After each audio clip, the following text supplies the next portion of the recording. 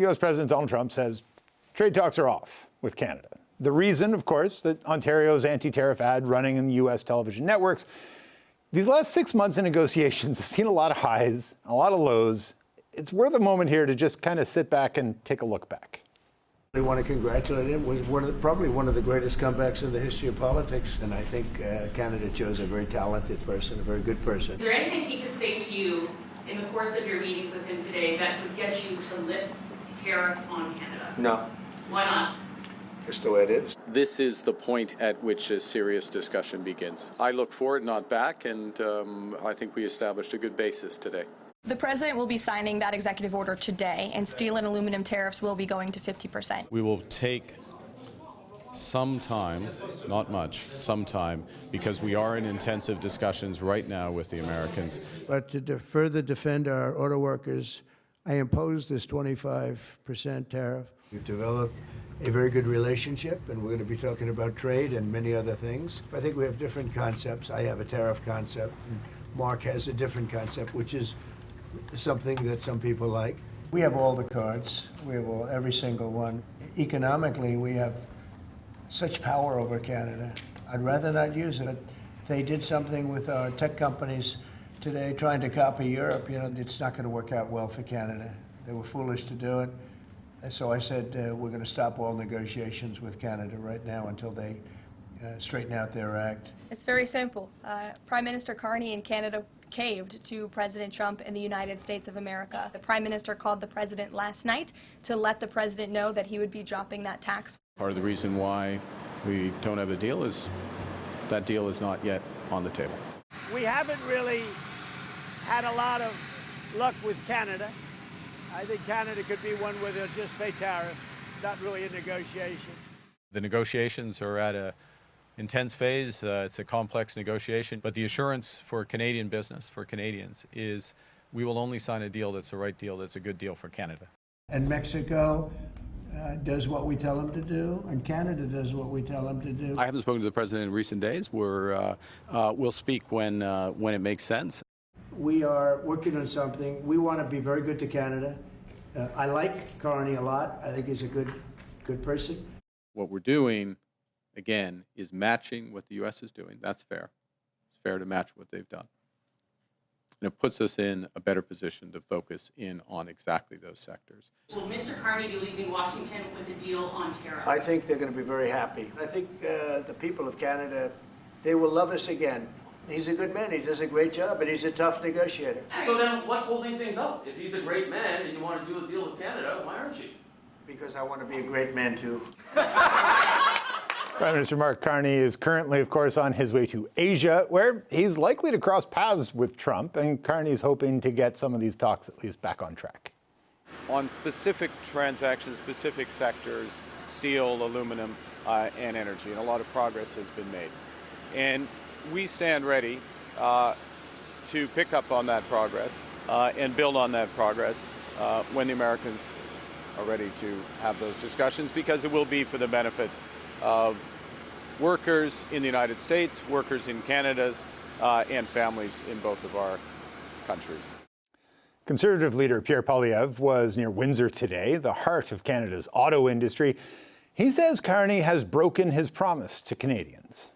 Mark Carney's signature promise in this election was that, Canadians had to overlook a decade of liberal housing crisis, liberal cost of living crisis, liberal crime crisis, to elect him because he was the one guy who could, quote unquote, handle Trump, negotiate a win, get a deal by July 21st. And here we are, no deal, no win, no elbows, and no jobs. Time now for our party insiders. Fred Delory is a former Conservative campaign manager, and here with me, Greg McEachern is a former Liberal ministerial advisor, and Melanie Richer is a former communications director for the NDP. And oh boy, am I glad you guys are here. Cochrane takes a day off, and all of a sudden the world implodes, and I got to try to help make sense of it. So we've heard from everybody from the Pope to the Prime Minister on what they think this ad is all about, what impact it'll have. Can we just do a quick round the table here? your impression of what this does to the moment that we have been in these past 6 months or so. Melanie, you go first. Yeah, well, it's funny that earlier this week we heard President Trump say, "Oh, cute, Canada's putting an ad out," and then a few days later of Canada's the worst. Trade talks are done. So obviously the ad had some impact. Otherwise, we wouldn't have seen that reaction from the president. Or the president was looking for a reason to stop conversations, which is probably more likely, and is using the ad to do exactly that. We've talked about this a bit around the table over the prime minister's strategy versus the premier's strategy. And one thing that I've thought was missing from the prime minister's strategy is more communications, is telling people what they're doing, how they're doing it, and why. The connecting with folks and the reassuring folks that the prime minister is doing what's best. And I think what we've seen from Premier Ford specifically is that communication is dead on. He's talked about, continued the elbows up, continued to tell people that he's had their back. So I think when, Canadians are looking at this, they're kind of seeing President Trump being President Trump again, which I think they have empathy for the Prime Minister for. But in this kind of conversation, I do think that a lot of folks will see the ad and will see what Premier Ford has been trying to do as something good for them. Now, what that means for conversations with the U.S., of course, we've been hearing rumors for a bit that there is a steel deal coming this weekend. Does that mean it's off the table? Or not this weekend, coming up in the next few days? Does that mean it's off the table?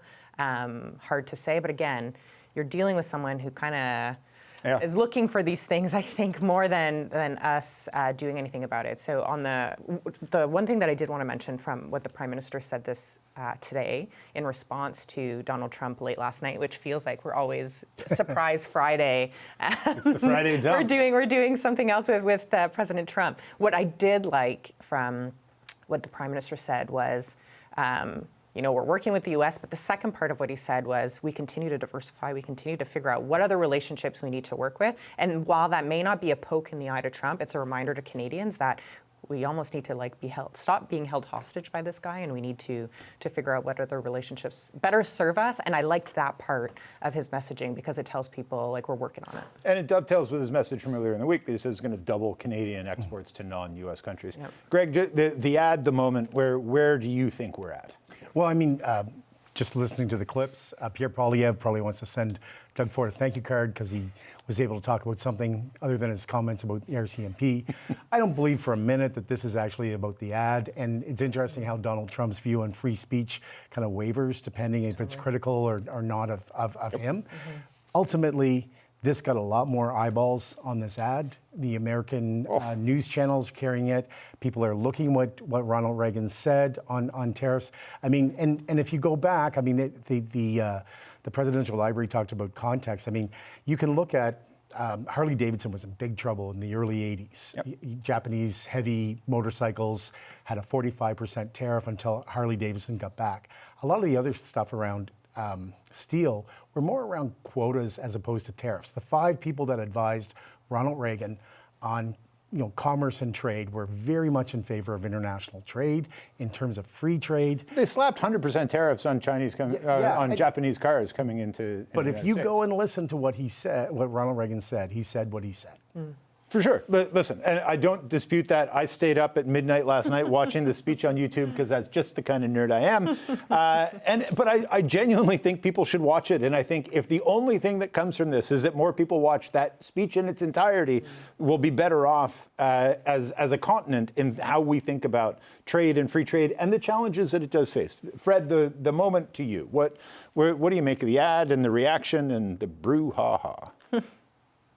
Well, I find the ad fascinating in that, as Melanie pointed out earlier in the week, he didn't seem to take great issue with it.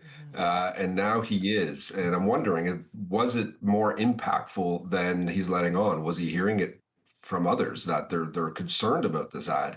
And to Greg's point as well, he's made this ad go even more viral by bringing it up this way. And now all media outlets are covering it and replaying the speech and showing how damaging tariffs are and how Ronald Reagan, who is he is a leader within the conservative movement, the real small c conservative movement in the United States. He is a pioneer that charted that course, and it's had a huge impact in Canada as well.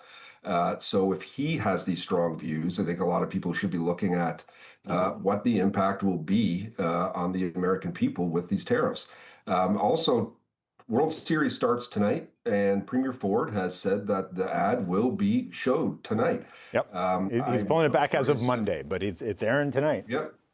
And tomorrow, right? So that's 2 games with millions and millions of Americans are going to watch this. And I wonder if maybe Trump woke up this morning or yesterday and realized, wait a second, this is going to get even bigger airplay, and they're getting rattled by it.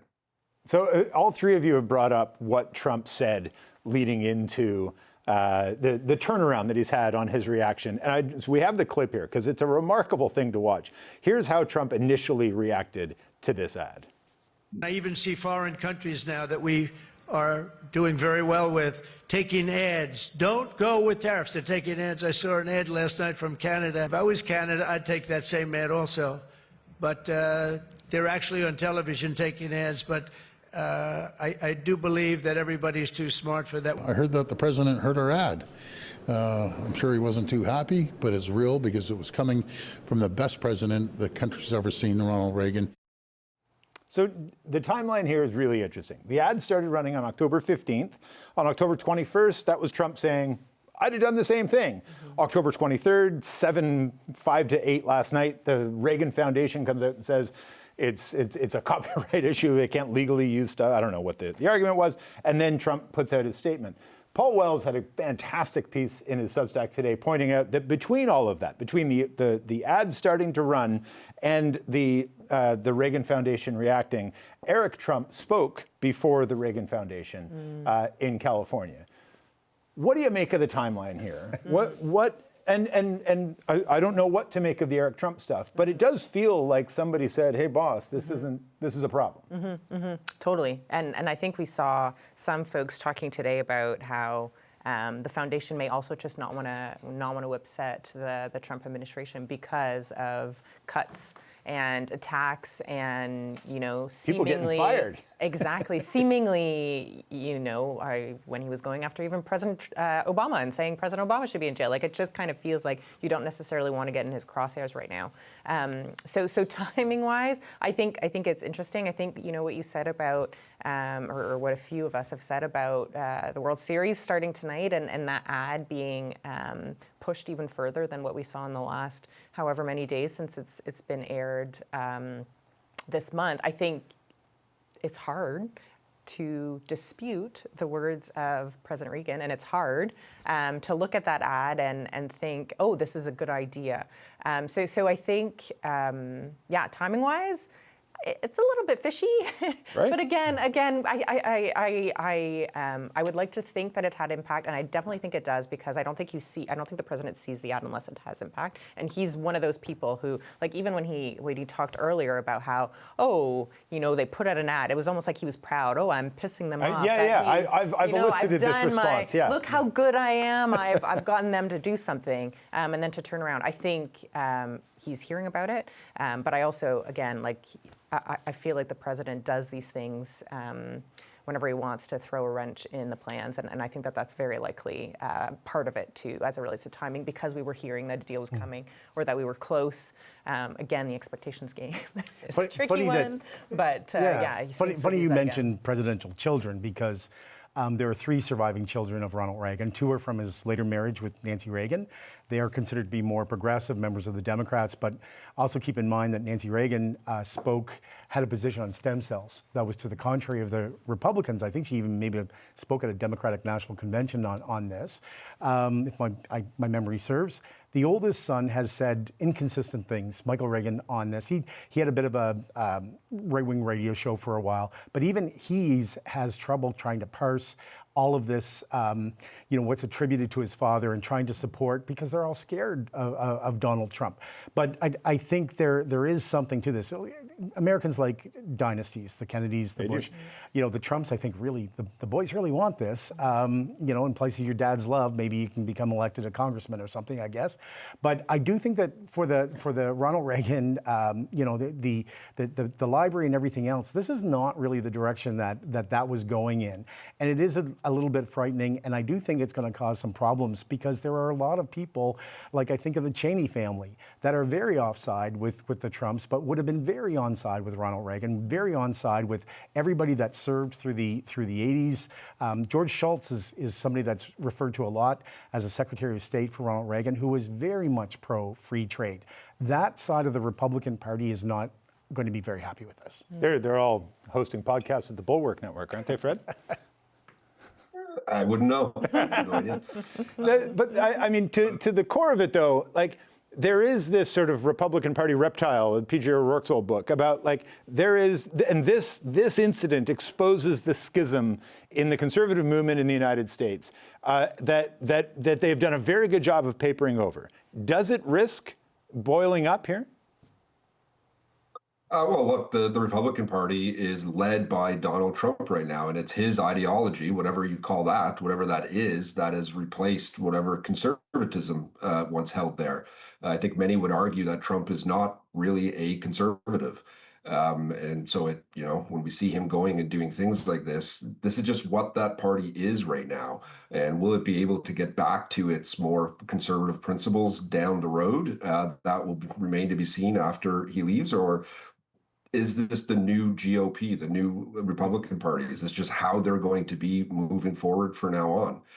Parties change and shift, right? The Democrats used to be more conservative than the Republican Party at one point in history. There are shifts that happen, and we could be seeing one of those right now, and it could become a thing for decades and decades to be. Fred, in terms of the Prime Minister's response of just saying, hey, when they want to talk, we're here, we're happy to do that. What do you make of that as a tactic? Because he's got Doug Ford saying things, he's got people sort of being aggressive. Does that allow him to sort of sit back and say, when they want to talk, we can do this?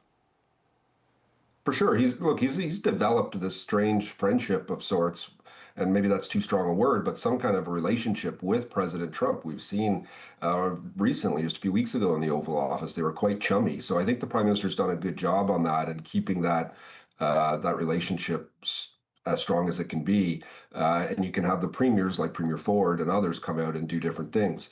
But I don't know how you negotiate with this guy. We've been doing this for almost a year now, it feels like.